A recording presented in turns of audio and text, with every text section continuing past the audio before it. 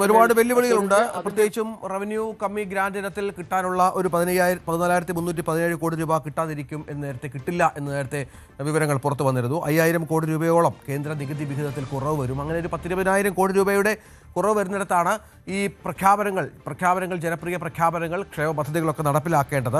നേരത്തെ അരുൺ പറഞ്ഞതുപോലെ കിഫ്ബിയിൽ സമഗ്രമായ അഴിച്ചുപണി ഉണ്ടാകും എന്ന് പ്രതീക്ഷിക്കണം. സമ്പൂർണ്ണമായും അത് ധനമന്ത്രാലയത്തിൻ്റെ കീഴിലാക്കുക എന്നുള്ള തരത്തിലാണ് ഇപ്പോൾ കാര്യങ്ങൾ കൊണ്ടുപോകുന്നത്. കേന്ദ്രത്തിനും കിഫ്ബിയുമായി ബന്ധപ്പെട്ട് ഒരുപാട് അവ്യക്തതകളുണ്ട്. അത് പരിഹരിച്ചു കൊടുക്കേണ്ട പശ്ചാത്തലമുണ്ട്. എങ്കിൽ മാത്രമായിരിക്കും പണം കൂടുതലായി ലഭ്യമാകുക എന്ന പ്രധാനപ്പെട്ടതുണ്ട്. ധവളപത്രത്തിലെ കണ്ടെത്തലുകൾ പ്രധാനമാണ്. അതിൻ്റെ അടിസ്ഥാനത്തിലായിരിക്കും പരിഷ്കാരങ്ങൾ എന്ന് മുഖ്യമന്ത്രി നേരത്തെ വാർത്താ സമ്മേളനങ്ങളിലൊക്കെ വ്യക്തമാക്കിയ ഒരു സാഹചര്യം കൂടി ഉണ്ടായിരുന്നു. നികുതിയേതര വരുമാനം, കേന്ദ്രവിഹിതം എന്നിവയിൽ കൃത്യമായ ഒരു പുനഃക്രമീകരണം വേണമെന്നുള്ള കാര്യം കൂടിയുണ്ട്. ഒപ്പം GST വെട്ടിപ്പുമായി ബന്ധപ്പെട്ടുള്ള കാര്യങ്ങളിൽ എന്ത് വിസ്മയമാണ് സതീശൻ കാഴ്ചവെക്കാൻ പോകുന്നത് എന്നത് കാത്തിരിക്കണം. ഇന്ധന നികുതി, ഭൂനികുതി, വാഹന നികുതി, മദ്യനികുതി എന്നിങ്ങനെ ന്യായവില, ഭൂമിയുടെ ന്യായവില എന്നിങ്ങനെ സാധാരണക്കാരെ നേരിട്ട് ബാധിക്കുന്ന വർധനവുകൾ എന്തെങ്കിലും ഉണ്ടാകുമോ എന്നുള്ളതും ആകാംക്ഷയോടെ കാത്തിരിക്കേണ്ട ഒന്നാണ്. ഡാന, ഇപ്പോൾ ഉദ്യോഗസ്ഥരൊക്കെ അങ്ങോട്ട് കണ്ടോൺമെന്റ് ഹൗസിലേക്ക് എത്തിക്കൊണ്ടിരിക്കുകയാണ്. ഒരു അന്തിമവട്ട തയ്യാറെടുപ്പിലാണ് മുഖ്യമന്ത്രി എന്ന് വേണം മനസ്സിലാക്കാൻ. അദ്ദേഹം അവസാനവട്ട കൂടിയാലോചനകളുണ്ട്. സാധാരണയായി നമ്മൾ ബജറ്റിൻ്റെ അന്ന് രാവിലെ പ്രാതൽ കഴിക്കുന്ന മുഖ്യമന്ത്രി ഒക്കെ കാണാം. അദ്ദേഹം ആ ദൃശ്യങ്ങളൊക്കെ നമുക്ക് ഷൂട്ട് ചെയ്യാൻ സാധിക്കും. പക്ഷേ ഇത്തവണ കുറച്ചുകൂടി വ്യത്യസ്തമായ ചില രീതികൾ പിന്തുടരുന്ന ഒരു ധനമന്ത്രിയായി സതീശൻ മാറുന്നു എന്ന് വേണം മനസ്സിലാക്കാൻ.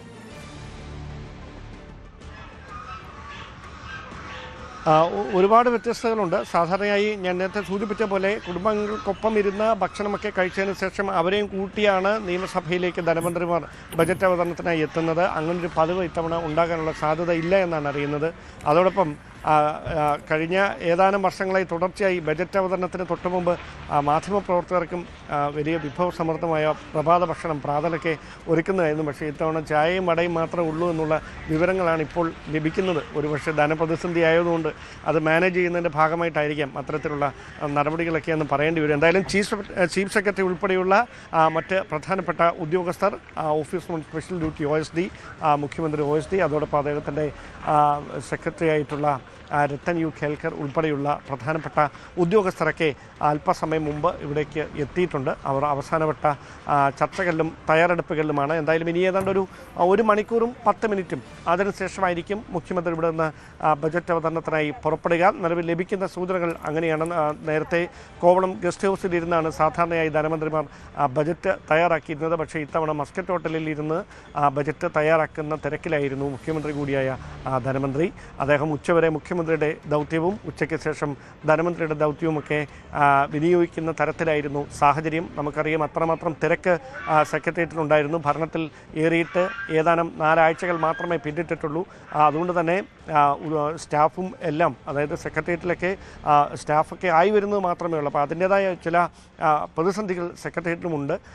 അതെല്ലാം മറികടന്നുകൊണ്ട് വേണം ഇത്തവണത്തെ ഈ ബജറ്റ് അവതരിപ്പിക്കാൻ. അതാണ് ഏറ്റവും പ്രധാനപ്പെട്ട ഒരു വെല്ലുവിളി. അതിന് നടുവിലാണ് ഈ വിസ്മയങ്ങൾ കൂടി കാത്തുവെക്കാൻ അദ്ദേഹം നിർബന്ധിതനാകുന്ന ഒരു സാഹചര്യം ഉണ്ടായിരിക്കുന്നത്. എന്തായാലും അല്പസമയത്തിനകം അദ്ദേഹം പുറത്തേക്ക് വരും എന്നാണ് പ്രതീക്ഷിക്കുന്നത്.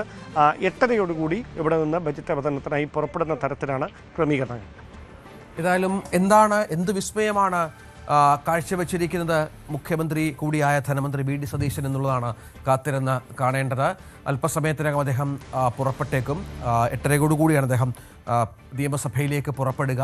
നിരവധി പ്രഖ്യാപനങ്ങൾ പ്രതീക്ഷിക്കുന്നു. നേരത്തെ പറഞ്ഞതുപോലെ കിഫ്ബിയുമായി ബന്ധപ്പെട്ട പൊളിച്ചെഴുത്ത്, കടൽ എന്നുള്ള നമ്മുടെ വലിയൊരു സമ്പത്ത്, കടലും കരിമണലും അതുപയോഗിച്ചുകൊണ്ടുള്ള ഒരു സാമ്പത്തിക വിസ്മയം സതീശൻ്റെ ഭാഗത്തുനിന്നുണ്ടാകുമോ എന്നുള്ളതാണ് പ്രതീക്ഷിക്കേണ്ടത്.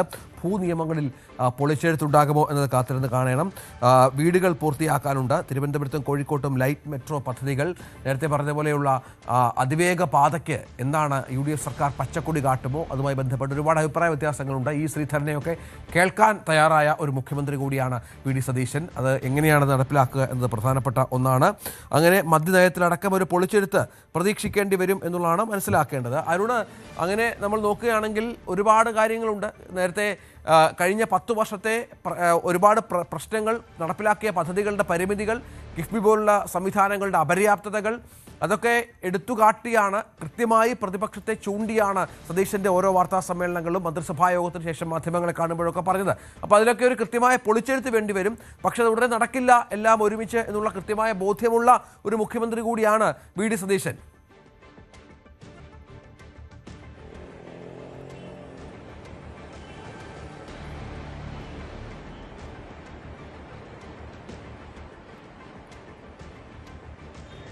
അരുൺ, കേൾക്കാമോ?